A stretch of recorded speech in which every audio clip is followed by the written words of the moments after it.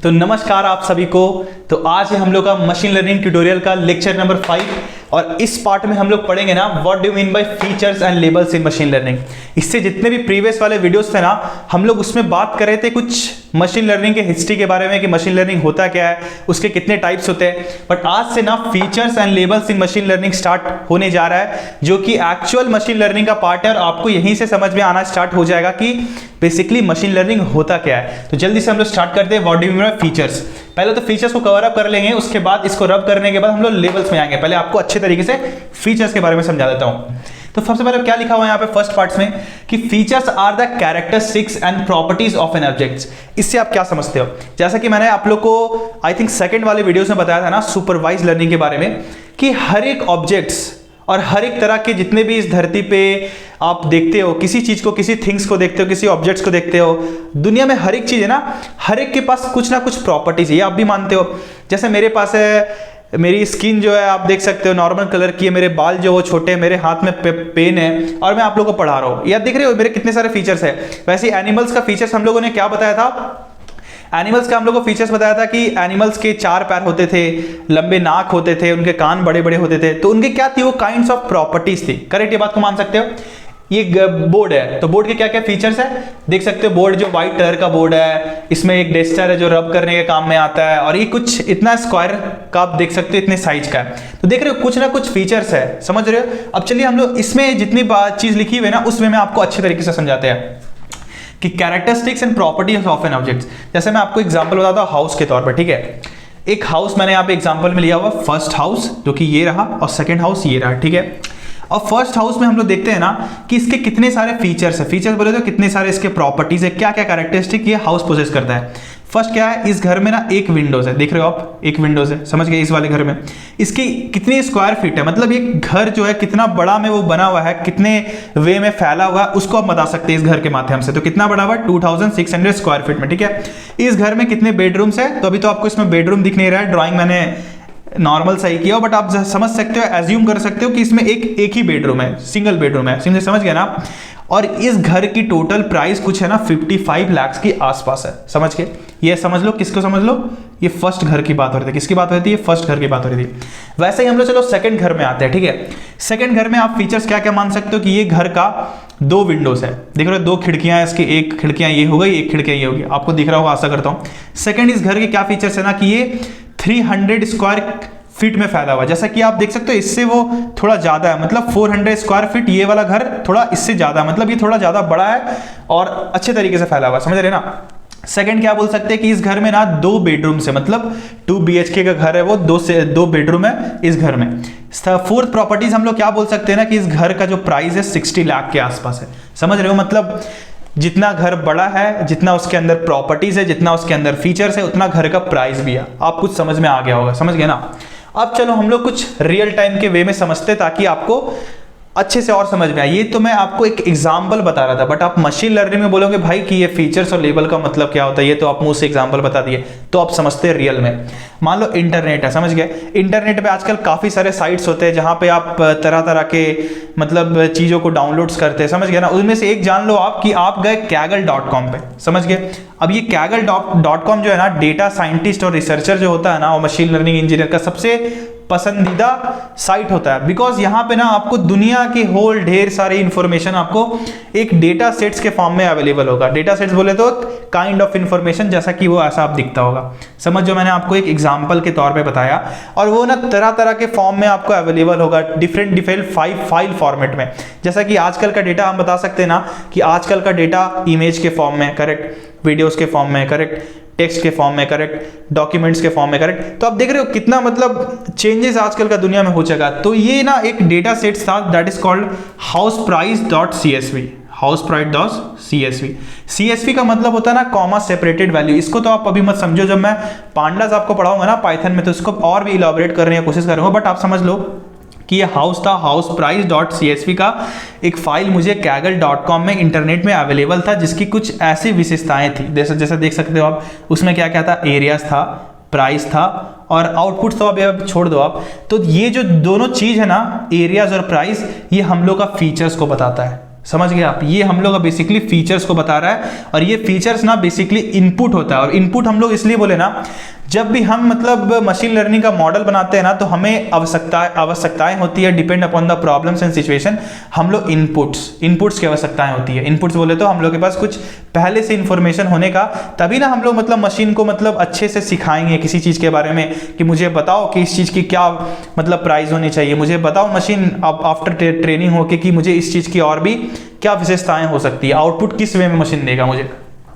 तो एरियाज और प्राइस समझ गए। तो ये दोनों चीज़ जो है ना, मेरा हाउस प्राइस डॉट CSV में एक प्रॉपर्टीज है, एक फीचर्स है, एक कैरेक्टरिस्टिक्स है। तो समझ गए। मान लो फर्स्ट हाउस का, एक सेकेंड, मान लो कि दीस आर द एरियाज, मतलब areas present in a same locality, समझ गया ना। और इस एरियाज में ना different kinds of houses present है, समझ गया ना। और हर एक हाउसेस के ना डिफरेंट काइंड्स ऑफ फीचर्स है। मान लो फर्स्ट हाउस का एरियाज है 2600 स्क्वायर फीट, सेकेंड हाउस का फीचर्स है 2800 स्क्वायर फीट, थर्ड हाउस का फीचर्स है 300। आई थिंक आप लोग को दिख रहा होगा, थोड़ा मैं जूम कर लेना आप, थोड़ा मैं यहाँ पे अच्छे से लिख रहा हूँ। मतलब आप देख सकते हो कि 4000 स्क्वायर फीट फोर्थ हाउस का मतलब प्रॉपर्टीज था। फर्स्ट हाउस का प्रॉपर्टीज में कितना प्राइस था हम लोग का एज्यूम 55 लाख। सेकेंड हाउस का कितना प्राइस था 52 लाख। थर्ड हाउस का कितना था 57 लाख। और लास्ट हाउस का थोड़ा छोटा में दिख रहा है आपको, बट यहाँ आई थिंक दिख रहा होगा, फोर्थ हाउस का यहाँ प्राइस था 60 लाख। तो आप देख पा रहे हो कि एक डेटा सेट्स में इतने तरह के प्रॉपर्टीज एंड फीचर्स थे, और उसके कुछ इनपुट्स थे। इनपुट्स थे एरिया, फीचर्स, एरियाज और प्राइजेस, और उसके इतने मतलब इनपुट्स थे। देख रहे हो आप इसको? अब चलो हम लोग रियल वे में समझते हैं, मतलब कि इसको एक्चुअली मशीन लर्निंग में प्लॉट कैसे करते हैं। एक सिंपल मैं आपको आज बताऊंगा, लेकिन अपकमिंग टाइम्स में ना, आने वाले टाइम्स में आपको जब रिग्रेशंस पढ़ाऊंगा तो उसमें आपको इस चीज़ की बहुत ही आवश्यकताएं पड़ेगी। इसलिए मैं आपको आज अच्छे तरीके से बता दे रहा हूँ ना, ताकि उस टाइम और भी अच्छे तरीके से आप समझ सको कि ये लेक्चर 5 में मैंने क्या आपको बताया था। तो इसी वैल्यूज को ना हम लोग एक ग्राफ के वे में प्लॉट करने का कोशिश कर रहे हैं। तो आप अच्छे से देख लो, 2600, 200, 800, 3000 स्क्वायर फीट, 4000 स्क्वायर फीट। चलो हम लोग जल्दी से इसको एक्स एंड वाई के फॉर्मेट में डिनोट्स कर देते हैं। करेक्ट, आ जाओ इधर, आशा करता हूँ आपको यहाँ पे दिख रहा होगा। चलो ये ग्राफ मैंने ले लिया, समझ गए? ये ग्राफ मैंने ले लिया। अब इस ग्राफ को ना हम लोग कुछ x का वैल्यू और y का वैल्यू दे देंगे। तो ये x एक्सिस में तो हम लोग x का वैल्यू दे दी, और ये y एक्सिस में y का वैल्यू दे दी। अभी तो आप इस चीज़ को छोड़ दो कि x क्या है y क्या है, बस ये समझ जाओ ना कि जो इनपुट x दिया हुआ है ना, वो x एक्सिस में प्रेजेंट जितना भी वैल्यूज रहेगा, और y की तो वैल्यूज अभी है नहीं फिलहाल, लेकिन हम लोग उसको भी एज्यूम करने की कोशिश करेंगे। मतलब x वर्सेस y की फिलहाल हम लोग के पास वैल्यूज है, दैट इज कॉल्ड प्राइस। उसको इस ग्राफ में प्लॉट करने का कोशिश करेंगे, और हम लोग देखेंगे कि एक्चुअली किस वे में कॉम्पीट कर रहे हैं। जल्दी से करते हैं। तो इनपुट x हो गया। तो देखो क्या क्या हम लोग के पास एरियाज में, मान लो ये x है, ये क्या है, ये x है, और ये y है, समझ गए आप? एरियाज और प्राइस को हम लोग प्लॉट कर देते हैं।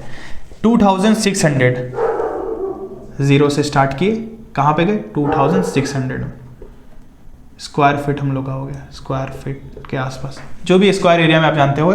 सेकंड हम लोग का हाउस का कितना प्रॉपर्टीज है 2800, तो हम लोग ले लिए 2800। आशा करता हूँ आपको इस चीज़ के बारे में दिख रहा होगा। थर्ड वैल्यूज कितना है 3000, इसका भी हम लोग ले लिए 3000। फोर्थ वैल्यूज हम लोग कितना है ना 4000, कितना है 4000।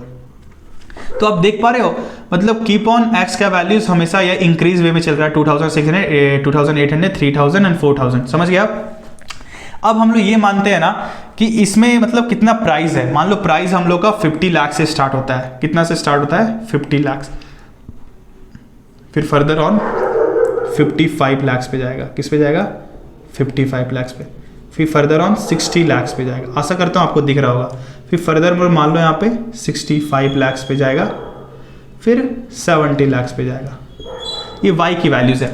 अब देखो कि जब हम लोग का फर्स्ट एरियाज बोले तो x, जब हम लोग का 2600 स्क्वायर फीट था तो उसकी प्राइस कितनी थी? उसकी प्राइस थी 55 लाख, ठीक है। तो हम इसको यहाँ पे प्लॉट कर देते। उसकी कितनी प्राइस थी 55 लाख। देख रहे हो ना, ये मतलब यहाँ से आप देख सकते हो, मतलब 55 लाख, करेक्ट, समझ में आ गया।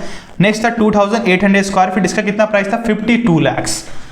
2800, 50 लाख, 51 लाख, 52 लाख, तो हम कुछ मान सकते हैं यहाँ पे 52 लाख प्राइस होगी, करेक्ट। थर्ड हाउस हम लोग कितना था 3000 स्क्वायर फीट के एरिया में फैला हुआ था। उसकी एक्चुअल प्राइस कितनी थी 57 लाख। तो हम बोल सकते हैं कि 55 लाख यहाँ पे है, तो 56 एंड 57 मतलब 57 कुछ यहाँ पे आएगा।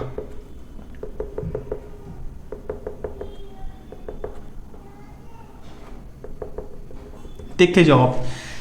फोर्थ हाउस कितना है, 4000 स्क्वायर फीट में फैला हुआ, तो उसकी एरियाज कितनी थी, 60 लाख थी। आप समझ लो, मतलब 4000 तो उसकी एरियाज थी 60 लाख।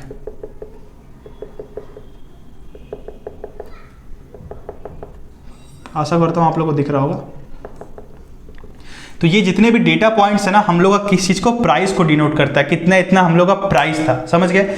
ये ना बेसिकली एक लीनियर ग्राफ है। अब हम क्या करते हैं ना, एक ऐसा स्ट्रेट लाइन पास करते हैं ना, जो जितने डेटा पॉइंट्स आपको दिख रहे हैं ना, ये हो गया, उससे एकदम मतलब क्लोज से पास करे। ऐसा इसलिए पास करे ना, ये भी एक अपने आप में बहुत बड़ा concept, that is called based fit line. वो मैं अभी आपको नहीं बताऊंगा, अभी मैं आपको बता रहा हूँ फीचर्स एंड लेबल्स के बारे में, समझ गया ना। अभी मैं इसको ऐसे ऐसे ड्रॉ कर देता हूँ, ठीक है। ये मतलब मान लो एक लाइन है जो कि दो x और y के बीच के वैल्यू से पास करता है। तो आप देख पा रहे हो कि ये लाइन जो है, इससे डेटा पॉइंट्स कितने करीब है। तो मान लो बोल सकते हैं कि ये जो मॉडल का एक्यूरेसी होगा दैट विल बी हाई। मान लो हमको कोई बोले कि हमको भाई 2700 स्क्वायर फीट का मतलब एक ऐसा घर बताओ, उसका प्राइस कितना होगा। तो आप बोल सकते हो ना कि यहाँ तो फिलहाल मेरे पास 2700 का स्क्वायर फीट है नहीं, लेकिन मशीन बता सकता है। कैसे बता सकता है वो क्या करेगा ना, 2600 है, अब 2700 कुछ यहाँ बीच में आएगा, ठीक है। अब उससे क्या करेगा ना, ये लाइन के ऊपर जाएगा, समझ गए ना। अब इसके नीचे जितने भी y में वैल्यूज होंगे ना, देखो मतलब 50 लाख, यहाँ कुछ मेरा मतलब 55 लाख था, तो हम बोल सकते हैं कि 54 लाख। तो देख रहे हो, मतलब 2700 स्क्वायर फीट का एक्चुअल प्राइस क्या है यहाँ पे, that is called 54 lakh, that is called 54 lakh. तो आप देख पा रहे हो कि मतलब कितने आसानी तरीके से by using input features, that is called features, by using input X we can easily find out the values of मतलब 2700 स्क्वायर फीट हाउस, मतलब उसकी एक्चुअल प्राइस 54 लाख है। तो आप समझ जाओ ना कि जो x था हम लोग का ना, x बोले तो एरियाज जितने भी हम लोग का प्लॉट अभी हम लोग किए थे, और y किए थे प्राइस। तो हम लोग समझ सकते हैं कि x जितना भी था ना, वो उसको हम लोग क्या बोलते हैं, उसको हम लोग फीचर्स बोलते हैं। x को हम लोग यहाँ पे फीचर्स बोल दिए, समझ गया। अब आपको मुझे लगता है कि अच्छे तरीके से एग्जांपल के तौर पे आपको अच्छे तरीके से समझ में आ गया होगा। अब आप इस मशीन लर्निंग, ये जब मॉडल ट्रेंड हो गया ना, तो वो इसी वे में मतलब अपने आप से ही समझेगा। अगर आप उसको नेक्स्ट टाइम पूछोगे भाई मुझे ये बताओ कि 2900 के बीच का घर का कितना प्राइस होगा, तो कुछ यहाँ से वो जाएगा ऊपर में, यहाँ से ग्राफ में, और यहाँ से सीधा वो इधर आ जाएगा, तो बोलेगा भाई कि 60 लाख, तो मतलब यहाँ पे हम बोल सकते हैं 59 लाख। समझ जाओ कि मशीन लर्निंग कितना पावरफुल है। एक इंसान से आप जाकर पूछते तो वो बोलता है भाई कि मुझे क्या मालूम भाई, समझ रहे हो। मतलब एक्स वैल्यू के फीचर्स के कारण हम लोग मशीन लर्निंग मॉडल को ट्रेन कर पाए। कितना सोचो कितना इंपॉर्टेंट फीचर, और उसके वे में हम लोग समझ पाए कि वैल्यूज मतलब प्राइसेस कितनी होनी चाहिए, हर एक घर की प्राइसेस कितनी होनी चाहिए। तो समझ लो आप कि फीचर्स अपने आप में कितना इंपॉर्टेंट फैक्टर है। अब मैं जल्दी से आपको इतने छोटे वे में, बिकॉज जो फीचर्स था ना वही सबसे इंपॉर्टेंट पार्ट्स था, अगर उसको आपको अच्छे से समझ में आ गया ना, तो आप आशा करता हूँ आपको लेबल्स भी अच्छे तरीके से समझ में आएगा। आप समझ गए इनपुट एक्स क्यों होता है, बिकॉज एक्स वैल्यू यहाँ पे हम लोग दे रहे हैं ताकि हम लोग को वाई वैल्यूज मिल सके, इसलिए हम लोग इसको इनपुट बोलते हैं। जल्दी से लेबल समझ लेते हैं कि लेबल्स क्या होता है। Labels are the dependent value, labels are the dependent values, dependent and basically as a output इसको बोल सकते हैं। ये टारगेटेड वैल्यूज होता है। क्या होता है, टारगेट वैल्यूज होता है। अब दोनों के टर्म्स में जल्दी से समझते हैं हम लोग। ये डिपेंडेंट वैल्यूज मैंने इसलिए बोला ना लेबल्स को, बिकॉज ना ये जो लेबल्स जो है ये बेसिकली डिपेंड किस पे कर रहा है, वो डिपेंड कर रहा है आपके एक्स के वैल्यूज में। मतलब एक्स आपका चेंज हो रहा है तो आपका वाई भी वैल्यूज चेंज हो रहा है। ये मैंने इसलिए बोला ना, आपको इस वे में समझाता हूँ। ये अपने आप में बोला ना, मशीन लर्निंग एक बहुत ही होल कंसेप्ट है, आपको और भी डीप डाइव करना पड़ेगा। तो जितना मैं हो सके इस वीडियो में आपको डीप डाइव करके बता रहा हूँ।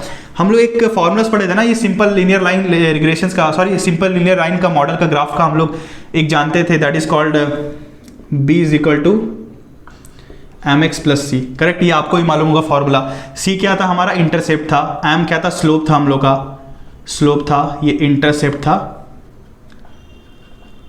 और x क्या था ना हम लोग का, यही इसी चीज के बारे में बोल रहा हूँ मैं, इसके बारे में बोल रहा हूँ। A X is equal to areas.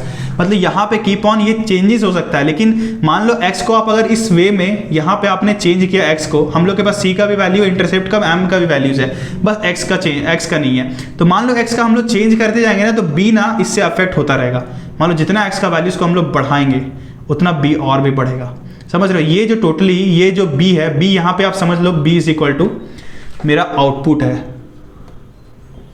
Output या लेबल्स या टारगेट वैल्यू,